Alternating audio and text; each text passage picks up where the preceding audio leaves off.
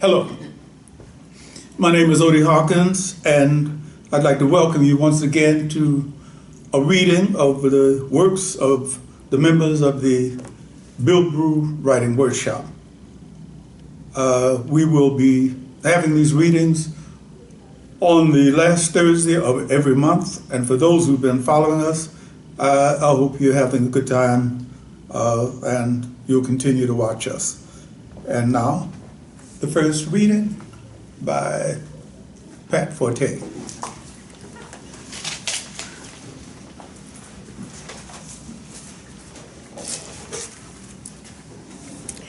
Okay, hello. I am going to read an outline that I've worked on. I'm going to also give you a character profile of my main character. We do this in class. We do the psychological, the sociological, and the physiological. So her name is Janae. The name of this story the title of the story is Janae's Journey. Psychological profile. Janae believes in the inherent good of man. She is trusting, somewhat naive. She struggles with her need for independence and her lack of self-confidence. Janae grew up in the South. She loved the freedom she felt on her grandmother's farm. She was not thrilled to move to San Francisco 5 years ago. Her grandmother reluctantly sent her back to her mother to care for her. Janae's mother was now ill after years of prostitution and drug abuse. Janae decided to take college courses online in order to be closer to her ailing mother.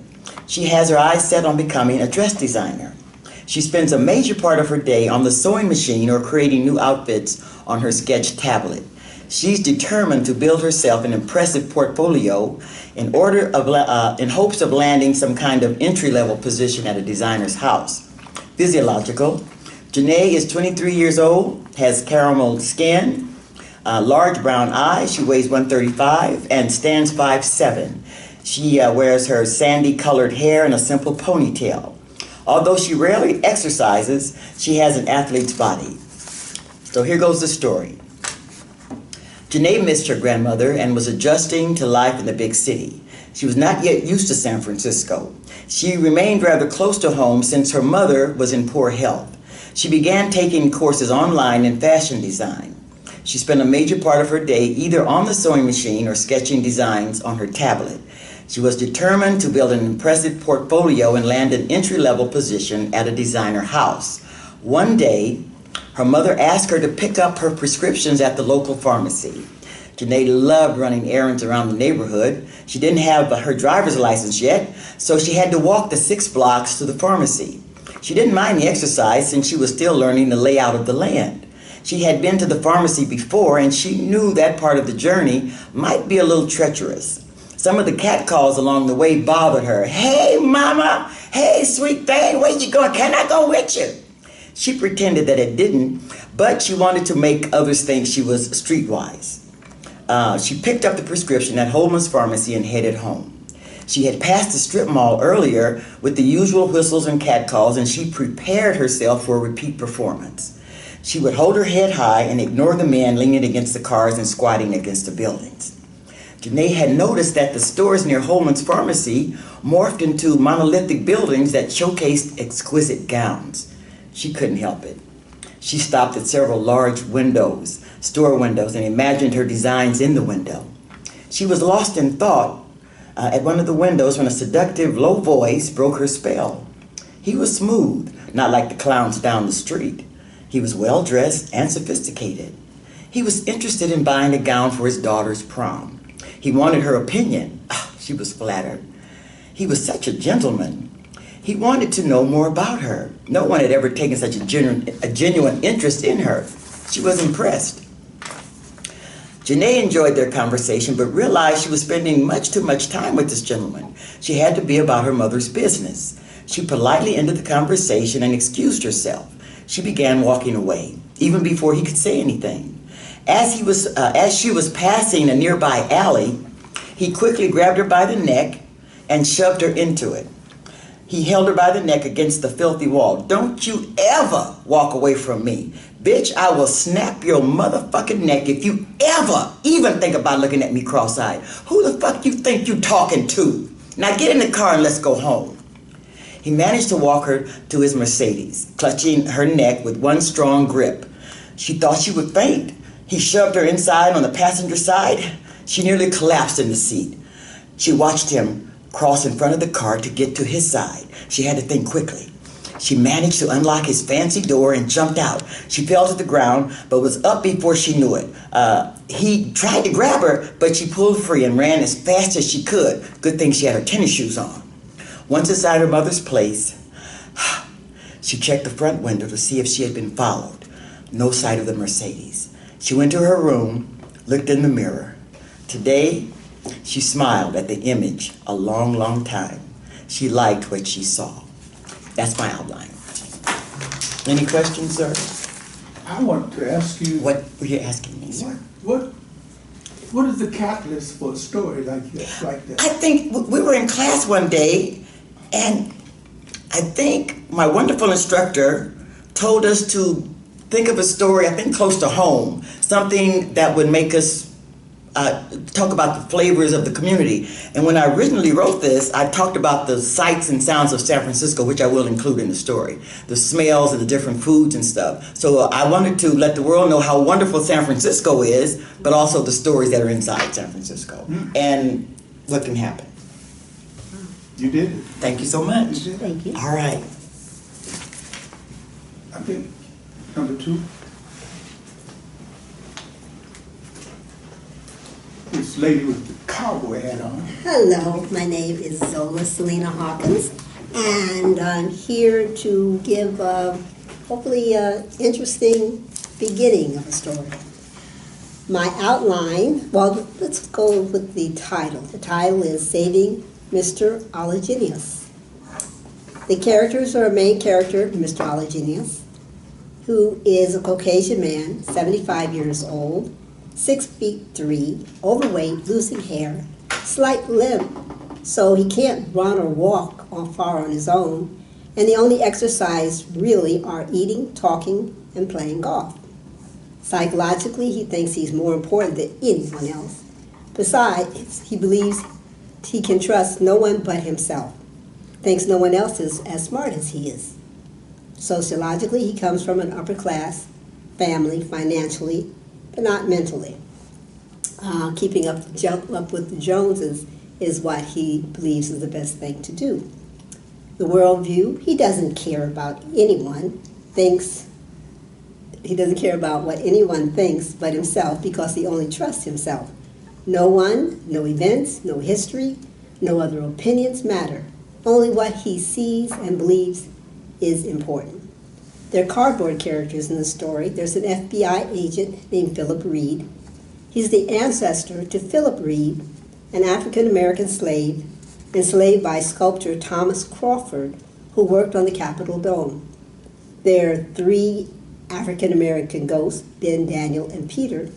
They're slave carpenters per the National Archives of Records and Administration. On with the story. The narrator. Mr. Oligenius is in his bedroom watching several TVs at the same time. He makes one loud, turns down, and turns to another.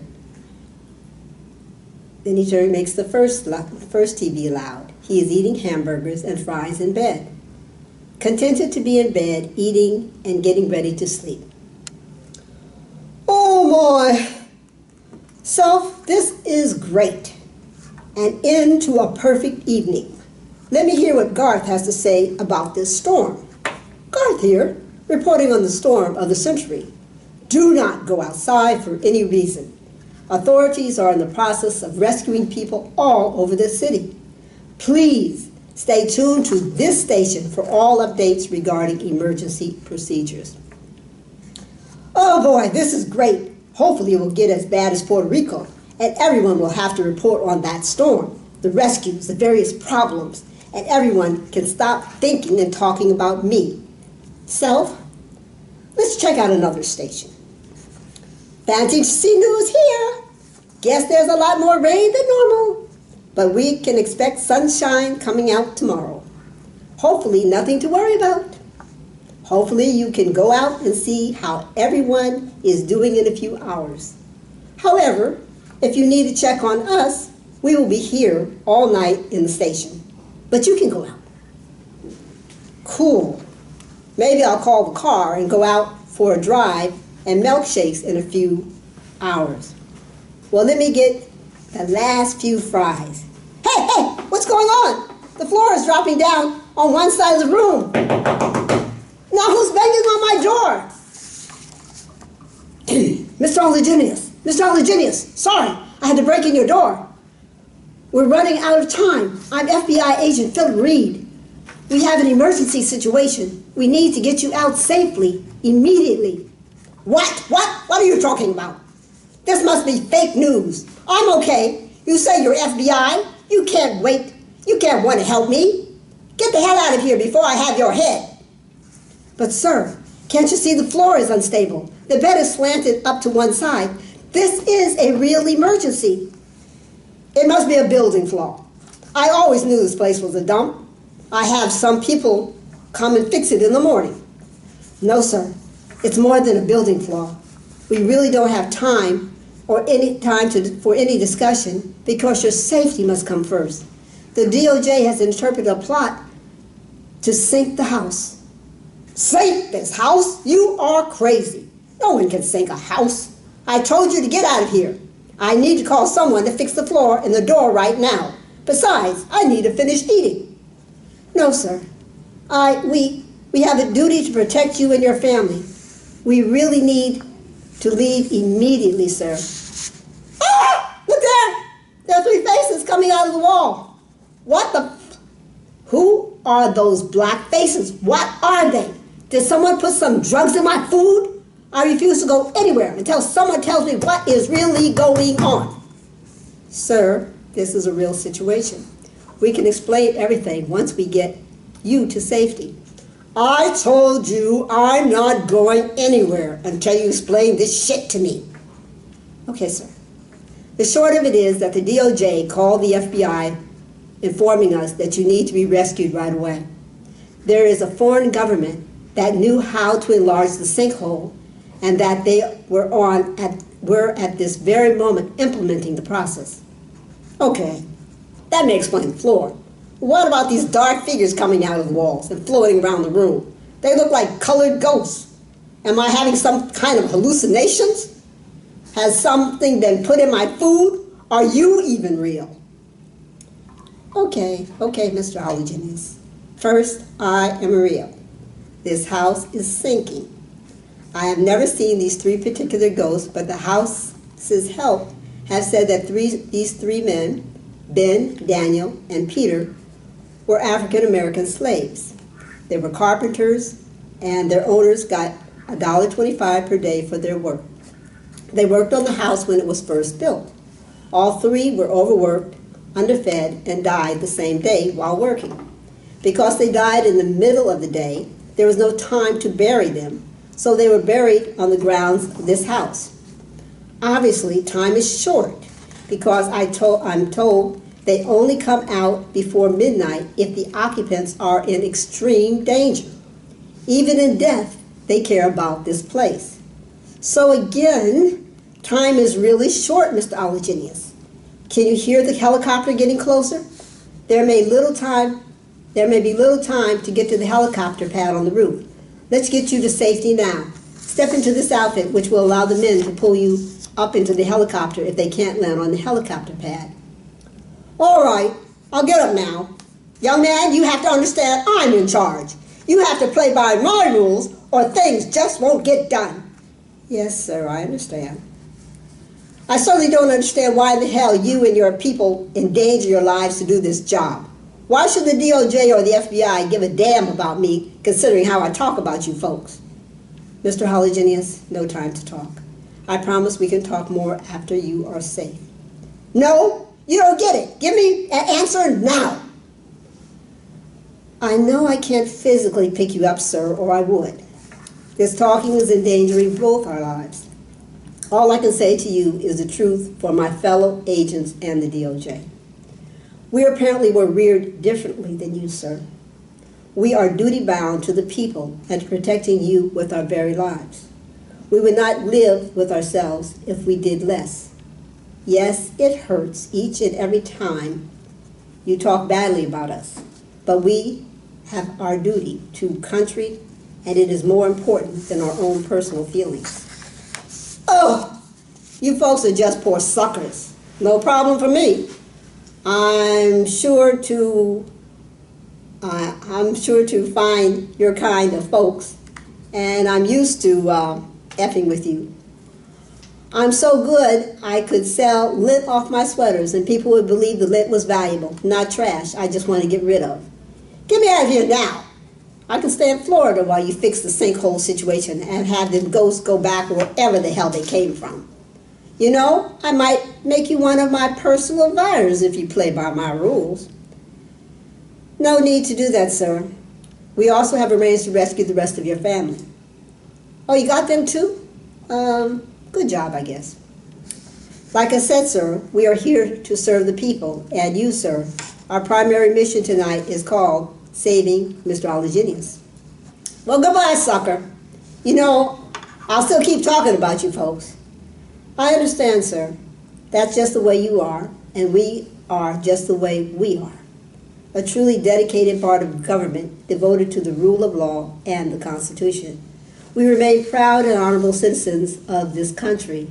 We'll keep on doing our job so that everyone will be able to enjoy the safety and freedom of living here. Goodbye, sir. Yeah. Goodbye, sucker. That's the story.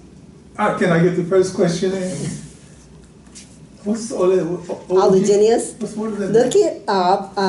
It was mentioned on the news. It was mentioned in a commentary. George Will. Yes. George Will. Yes. The conservative commentator. Yes, and he introduced me to the word, and it seemed to fit my character so well that I decided to make him Mr. Ologenius. Oily. Just a little bit slippery, Oily. not exactly the kind of guy you'd bring home to visit your parents. Okay, you said. Okay. Can we go on? Thank you. Thank you. Thank you.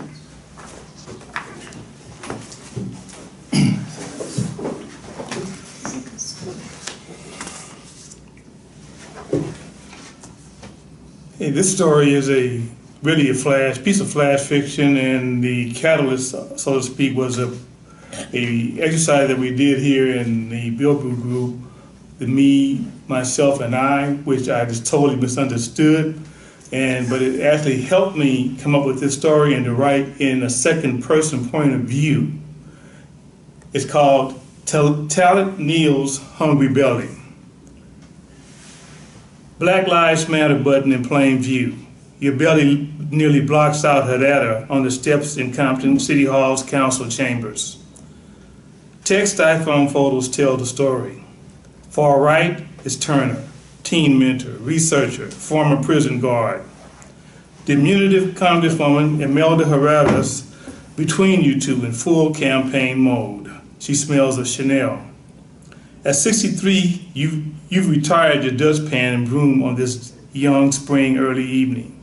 Years ago, you made yourself a promise to never allow you a belly like your daddy lugged around. One full of hog maws, potatoes, and greasy chicken. Hospitalized at 75, he died from too much blood pressure, sugar, his prostate supersized. Turner's gut is as big as yours, but for this shot, he angles his video camera t-shirt toward the camera, sucks it in. You don't, and turns slightly toward her ladder. Talent Neil and I will support you, Turner says to her. You wish her luck. She's heads inside. Man, he said to Turner, I never noticed how big my stomach's grown. I look 6 months pregnant. You'd assume based on gym time spent 4 to 5 days a week that you look pretty swelthed for a gray beard. No. Damn, Turner says, I thought my stomach was fat. When did your change happen? Forget it. We have what we came for, he says. Can you upload it to Facebook? You change subjects. I think I'll up the cardio, you say. You and Turner squeeze through crowds into council chambers burdened by protest signs and the heavy Killer Cops banner. 4 by 10 feet, the canvas standard is a stark optical showing name, ages, and killer police agencies of people murdered in Los Angeles County since 2005. Not long ago, you nailed it up at the rear next to the public entry doors in perfect view of 5 council members from the dais. You considered it an act of free speech. The mayor considered it public property defacement. She called you a vandal. She had sheriff deputies snatch down your banner, grab your upper arm, and escort you outside. Deputies said you tripped and fell on damp pavement. You said you were shoved. They threw the banner your way and said, "Next time, we'll arrest you for trespassing." You're back. You've a felony theft conviction from back in the day when you were 19 and, if arrested, don't really want to face a court judge. But this is a campaign rally, not a council meeting, so none of them are present, no deputies visible. Whew. You're lightheaded with an unexpected release of tension. You in turn hang the banner on nails from before, stand on each end of it with signs. Your signs reads, "Black Lives Matter, stop the killings." Turner sign says, "What if we shoot back with cameras?" The chamber overflows. You switch your sign from hand to hand, but still your arm's tired. You set it down and lean on the stick like it's a cane. That won't work, so you hoist it up and rest the stick in the folds of your belly, which seem to have grown over the past several minutes. You sigh. Like a tent pole, it fits within pudgy rucks to the relief of your arms and shoulder. So perfect is the fit that you wave your hands around. Hey now! The sign holds fast. You move your feet, do the jerk, the swim, old school dances. Then you twerk. You enjoy communal energy and shout, "Black Lives Matter." Turner follows. Shoot the police. Standing in front of the dais, Congresswoman Herrera looks startled. Into the microphone she says, "It's true that black lives do matter and there are far too many black and brown men killed by police." Still, she's a politician and modifies the subject. That's why in DC I advocate a ban on assault weapons. I'll eliminate bump stocks. We'll put metal detectors in all schools, require lockdowns. The audience is silent until someone shouts, "Hell yeah!" A sheriff deputy peeks in, your chest tightens, you breathe faster. But your belly seems to act on its own and starts to bounce the sign up and down, waves it side to side. It forces words from your gut up to and through your esophagus to your mouth. "Off the pigs," you say. 2 sleepless days later, your stomach gurgles and protrudes from underneath your navy blue county jail shirt. Court is full of defendants at your preliminary hearing. Their victims and supporters clamor for seats. His eyeballs linger on your belly, and a snug smile attaches the judge's pasty face when he asks, how do you plead? You turn to your public defender in bright red bow tie, mouths guilty. After he promised the plea deal will get you 30 days jail time plus probation afterwards. That's easy for a PD to say. He doesn't get strip searched or walk with his back to cell walls to avoid shanks or hard dick attacks. The pit in your ever-expanding stomach feels empty. You mumble, "Fuck you," to him. The judge says, "Speak up, Mr. Neal." The DA says to the judge, "He has priors, sir." The crowd hushes when the bailiff eases over. Her hand clutches the taser on her equipment belt. The PD whispers to you, "Guilty, say guilty. Unless you raise bail, you'll stay in jail until trial." Mouth dry, you glance at the clock on the wood-paneled wall to the judge's left. When you turn, your stomach nudges the PD and gobbles him up. The bailiff reaches in to pull him out, but she is also swallowed by your burgeoning belly. The DA's eyes widen. The judge smashes his gavel to the bench. "Order," he says. "Order!" Even if you're in jail, who's going to mess with someone with a hungry belly? You say, "Excuse me, Your Honor. Black lives matter. I ain't guilty." I love it, first of all. I want you to know I really, really like I like your style, first of all. Sir, could you tell me what was the premise of your story?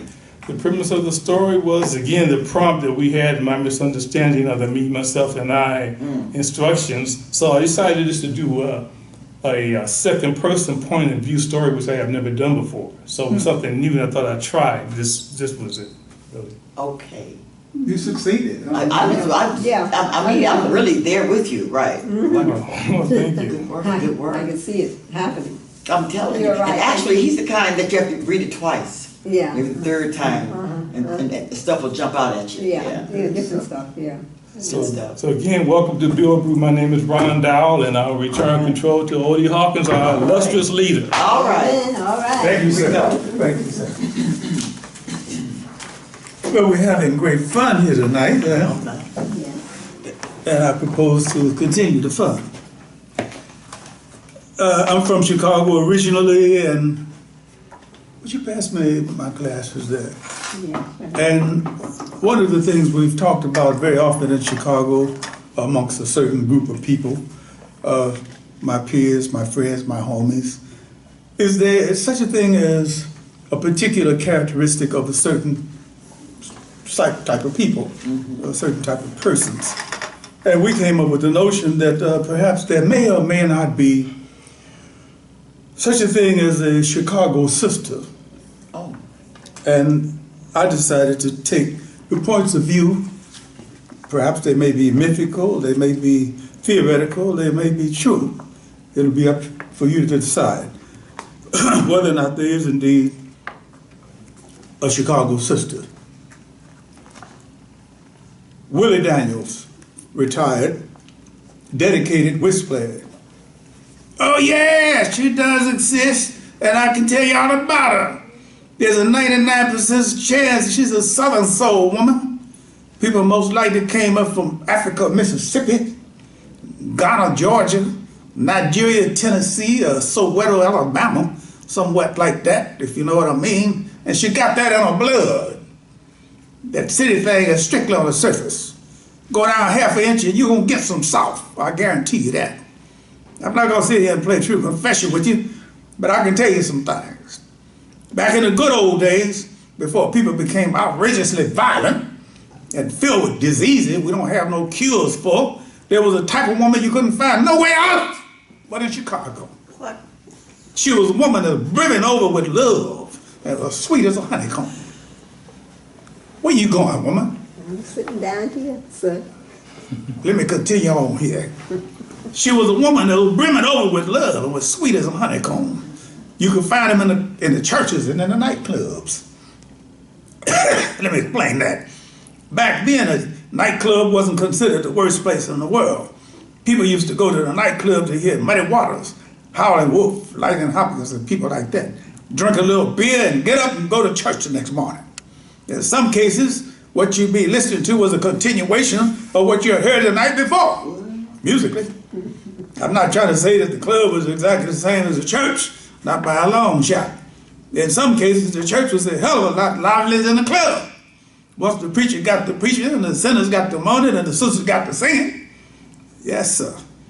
I know there's a creature called the Chicago sister, because I've been married to one of them for 37 years. Y'all play with? Mm-hmm. Carl Freeman, sociologist, bachelor. Well, in my opinion, if there ever was a Chicago sister, she went the way of the dinosaur, if I'm to believe what my father and the men from his generation have told me. The sweetness and generosity of spirit that they talk about is dead. I mean, let's face it. I'm 30 years old, got a decent career going for myself, and if I meet a sister who's in the same field I'm in, we're apt to become competitors before we become lovers. And there's a 60-40 chance that she would win the competition based on the sexist racism that's prevalent these days. If I meet a lady who's above my head, career-wise, she's likely to dismiss me because she's looking for bigger game. And I damn sure ain't gonna find my soulmate in the Robert Taylor Holmes or Cabrini Green. I don't know who this Chicago sister is. Where can I find one? Mavis Brickley, Robert Taylor Holmes, 4 children, drug problem, crack. I don't see no more difference between some black chick from Chicago than I see from New Jersey or Kansas City or anywhere else. The woman has got it hard no matter where she at. My old man cut out on me midway through my 2nd pregnancy, okay? He left me with one mouth to feed and another one on the way, and a drug habit, okay? Does it make me a Chicago sister? What does all this bullshit mean anyway? Seems that all some people have to do is sit around on their fat asses and put labels on other people. Hey, it snows real hard in Chicago in the wintertime. And you can get your ass can get real cold. Does that make me a Chicago sister? I've had my purse snatched 3 times last month. Look, I didn't have no money in it.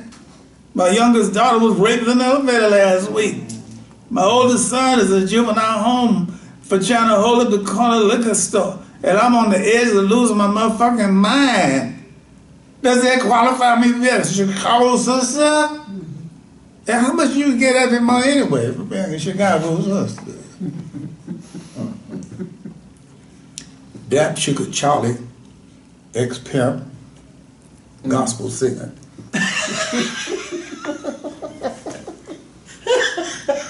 Chicago sister. Oh yes, Lord.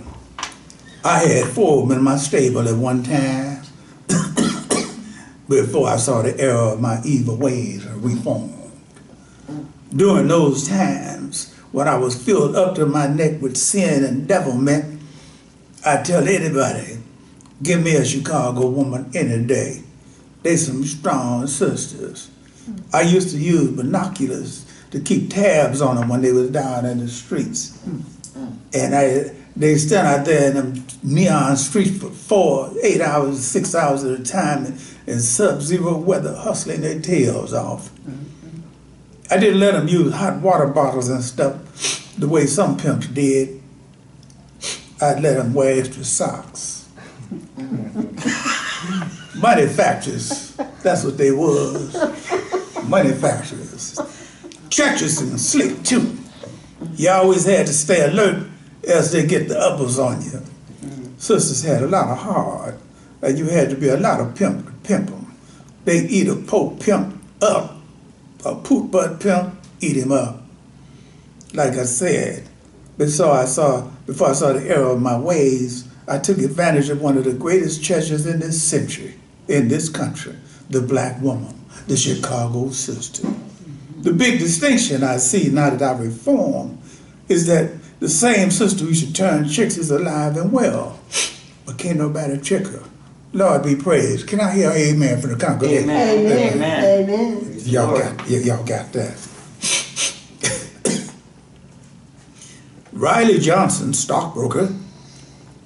Remy Martin, Chicago Bulls fanatic.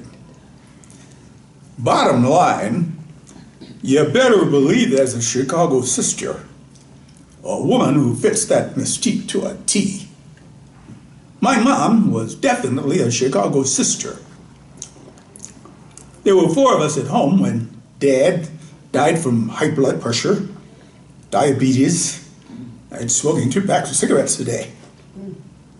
Dad was an old-fashioned type and had always been the breadwinner in our family. Mom was the housewife and mother, pure and simple. But when Dad died, she went to work. She had pie sales, did part-time housework, catered for parties, sewed. She worked her fingers to the bone to see that we all had what we needed. And she put us to work too.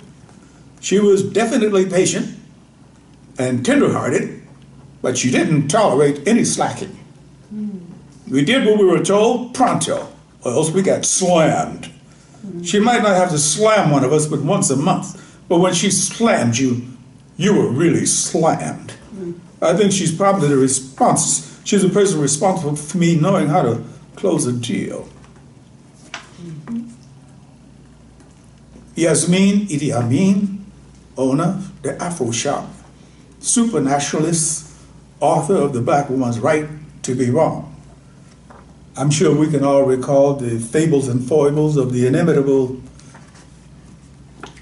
Miss Sherazade, whatever that woman's name was. There's no doubt in my mind that the so-called Chicago sister is a product of the dominant culture's fantasy. A white man's pipe dream, in other words. Just about everything we've been taught to think, to believe about African women from Chicago, African women in general, stem from the complete misunderstanding of the black man's true nature. If black men in Chicago are allowed to truly have dominance over his woman, the very idea of a Chicago sister would be repugnant. Yes, I'm saying repugnant because I don't really think the brothers in Chicago or anywhere else want to have to compete with his woman, to be put down by her, to have her turn their children against him, to be forced to deal with a creature whose nature is false. The true nature of a sister demands that she find her niche in the black man's scheme of things. We have to remember that the black man is a king of this world and the sister is a queen. I don't see the Chicago sister as a queen because most of them run their mouths too much. Queens are strong and silent and they know their place. By definition of a Chicago sister is a black woman out of control. What the Chicago sister needs is a fully stocked kitchen and a black backhanded slap to the mouth. Sherazade Ali almost was. Now we go to her counterpart. His name is Jeff Stoneham, artist, chauvinist. Yeah, I'm the baddest motherfucker in the city and I'd go one-on-one with anybody. Let's face it. How many brothers do you know who can take a piece of steel and turn it into a bouquet of roses? Or work some faces into porcelain that look like the past and the future?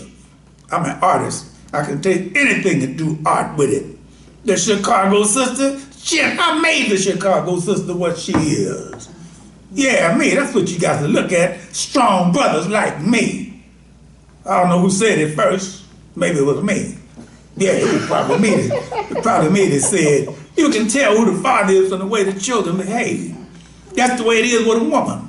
You can tell a lot about the man in a woman's life from the way she behaves. I don't try to beat a sister down or nothing like that. But in order for a sister to have a successful relationship with me, she got to know her place. Oh, amen. I hear sarcasm in the house. I'm the man and she's the woman. That's what we have to get straight from the get. See, that's the thing a lot of brothers get confused about here in Chicago. The main thing, you can't be confused about yourself. I guarantee you there's always going to be a Chicago sister as long as you got brothers out there like me. Alone again, naturally. I hear sounds from the peanut gallery. Freddie Harris, nightclub comedian. Oh, hell yeah. Give me a Chicago sister every day of the week and twice on Sunday. Ain't no doubt in my mind. When the good Lord was creating them plastic witches in L.A. and them Iron Maidens in New York, he took a rest in Chicago and liked what was happening so much he stayed long enough to create the Chicago sister. All right. My guess is that he waited till early summer so that the sister wouldn't have to wear winter coats. That way, when brothers passed by, they'd have a good chance to check out all that pretty butt on them hips and thighs. As most of y'all know, I'm originally from Quebec, Canada, where most of the black women is Eskimos. Okay. What I'm saying is you got some cold sisters up there. Maybe it's got something to do with being so close to Detroit. In any case, the Chicago sister strikes a chord in my brain, know what I mean? And they come in all colors and shades, a little bit like Bebe's children. 3 years ago, I was real close to a sister that had skin the color of a banana. 2 years ago, I was tight with a sister who had this beautiful plum black color. Shit, what the fuck can I say about the Chicago sister? They come in all kinds of shapes, sizes, and shades. And if you ain't never spent the winter with one of them, your life has been a cold-ass experience. Fred 15X, Muslim entrepreneur. I have to think that the hawk is what makes the Chicago sister what she is, Allah be praised, who is responsible for all things. Nobody can tell me you wouldn't be a super sister struggling through snowdrifts and all of that, especially an African woman, if you didn't have the help of a superior element behind you. What we have to remember is we didn't come from snow, we came from the sun. Now then, for an African woman to make that kind of adjustment genetically, psychologically, is awe-inspiring, especially in Chicago, where it can get cold on many levels than anywhere in the known world. Melvin Simmons, bartender, the other place. Chicago sisters, you just missed them. There's 4 of them sitting here a few minutes ago. Oh yeah, there's such a thing as a Chicago sister. I'm married to one of them. The thing about what makes a sister so unique is real complicated. Real complicated. You got a whole lot of different threads running through that cloth. Some of the sisters can be a real pain in the ass. Some of them can be a kill for the pain in the ass. You know what I'm saying? Dig where I'm coming from? I mean, some of the sisters can be so evil at times. But then we got some others who's sweet as honey. They come up in here all the time. Let me give you an example. Sisters come in here regular. Carries a briefcase, wears pinstripe suits a lot.